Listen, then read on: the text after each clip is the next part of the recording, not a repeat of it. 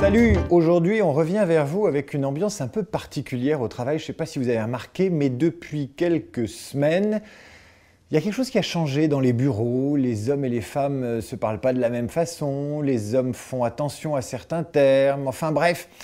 Il y a quelque chose qui se passe en ce moment sur le sexisme au travail et pour en parler aujourd'hui avec nous, on est avec Clémentine Autain. Bonjour Clémentine. Bonjour.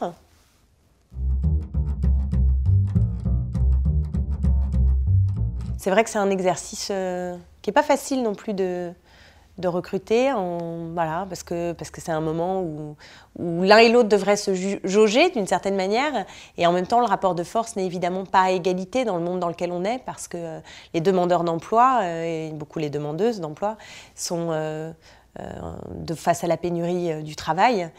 Et donc, on voit bien le pouvoir supérieur de la personne qui recrute parce que nous, on a un emploi potentiel à offrir. Là, c'est plus celui qui vient qui est vraiment hyper demandeur et prêt, du coup, quelque part à essayer de tout faire pour rentrer avec un chausse-pied dans le travail proposé. Quitte parfois à mentir, à répéter des recettes qu'on leur a... qu'on voit bien. Je veux dire, il y a tellement de recettes pour être bon dans un entretien que ça devient tragicomique parce que le recruteur sait lui aussi ces recettes-là. Et donc ça, je trouve que ça biaise, ça donne quelque chose de faux et qui n'est pas bon, qui n'est bon pour personne en réalité.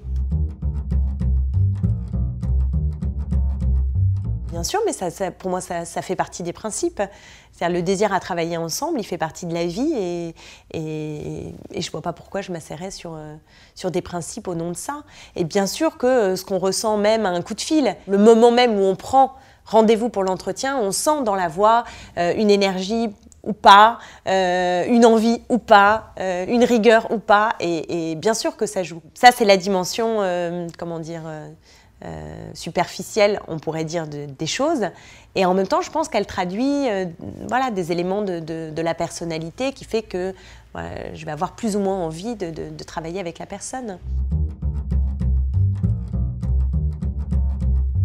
Je pense que c'est très important de lever toutes les ambiguïtés et de poser le maximum de choses lors d'un premier entretien d'embauche et de ne pas simplement se réjouir finalement d'avoir été recruté. Je pense qu'il se joue dès le démarrage des choses très importantes pour la suite et tout ce qui aura été posé tôt sera toujours ça de moins dans les non-dits et qui parfois peuvent se transformer par des abus de pouvoir du chef et qui font qu'on se retrouve dans des situations inextricables. Exemple les horaires, exemple, je ne sais pas si on a telle ou telle contrainte d'emblée, une perspective de longues vacances à un moment donné, autant le dire tout de suite. Je pense que le plus on pose de choses, le mieux c'est. Le problème chez les femmes, c'est vraiment l'intériorisation de la domination et le fait qu'elles manquent de confiance, elles n'osent pas s'affirmer, elles s'excusent, elles culpabilisent, elles ne veulent pas apparaître, etc. Et ça, c'est très très fort chez les femmes. Alors, elles s'écrasent aussi parfois parce qu'il y a quand même une vraie difficulté qui pèse sur les femmes, qui est la charge de la vie domestique et parentale qui pèse d'abord sur leurs épaules. Donc parfois, on s'écrase aussi parce qu'on se sent pas capable de faire plus professionnellement, de monter en grade et de continuer à tout gérer. Je pense que la première étape, c'est déjà rétroactivement ou sur un temps donné, d'essayer de repérer les situations où on n'a pas été capable de dire « mais moi je peux le faire » ou capable d'affirmer un non sur un truc too much. Je pense que déjà il faut repérer là où ça déconne. Déjà l'avoir en tête, en avoir conscience, je pense que c'est avoir fait déjà la moitié du chemin. Donc, desserrer l'étau des contraintes, je pense que c'est bien et puis déculpabiliser de tout un tas de choses et se dire que bah oui, souvent on n'est vraiment pas moins légitime que son voisin à faire plus, à faire mieux, à monter en grade, quoi.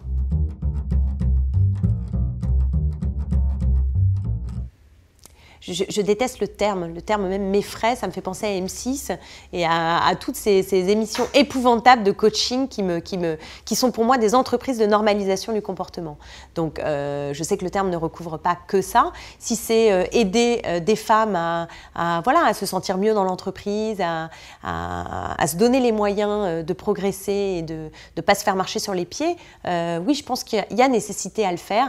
On sait que les femmes ont plus de mal à parler en public. pour plein de raisons. Mais ça doit s'accompagner d'un changement aussi de l'ordre social. Parce qu'il ne faut pas simplement apprendre à se débrouiller dans le monde à l'envers dans lequel on est. Il faut aussi changer ce monde à l'envers et le remettre à l'endroit. Donc il faut les deux. Et les hommes et les femmes n'ont pas le même rapport au pouvoir, hein, pour des raisons historiques évidentes. Nécessairement, ça crée un autre rapport à une situation de responsabilité. Et ça bouscule les codes. Et les femmes, d'ailleurs, je dois dire, sont souvent mal à l'aise. Le nombre de femmes qui disent, par exemple, moi je suis directeur de je sais pas quoi, alors je leur fais ah mais vous êtes directrice, ah non directeur, comme si d'un seul coup d'être directrice ça les dévalorisait. Donc je pense que ça dit leur difficulté finalement à savoir comment faire quand elles occupent des métiers de pouvoir historiquement dévolus aux hommes. On juge trop les femmes justement sur ça, elles sont comme des mecs, c'est pas bien, et si elles arrivent au bureau, qu'elles sont les chefs et qu'elles sont en talons et en mini-jupe, là d'un seul coup ça devient insupportable parce qu'elles auraient tout le pouvoir. Elles ont le pouvoir masculin et le pouvoir de la féminité. Et je pense que ça crée des situations de rejet très forts, en fait. La seule solution, c'est qu'il y ait une égalité, autant d'hommes que de femmes, à des postes de responsabilité. C'est ça qui permettra peut-être de modifier profondément les choses et en tout cas le regard. Je pense qu'il ne faut pas en jouer, voilà. Il ne faut pas jouer de sa féminité? Je vois pas, je pense qu'il faut soi-même peut-être mettre à distance, ne pas le valoriser comme un atout parce que je pense que c'est quelque chose qui peut totalement se retourner contre soi et que par contre, dans la tête du recruteur, s'il est très correct, il peut lui pousser une candidature femme au titre de la mixité nécessaire dans son entreprise. Sans doute des RH, je pense que j'adorerais. Ah oui, les ressources humaines, je trouve ça absolument passionnant. Ouais, vraiment.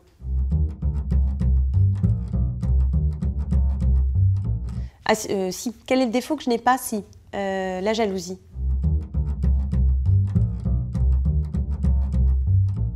Le contentement de ce que je fais.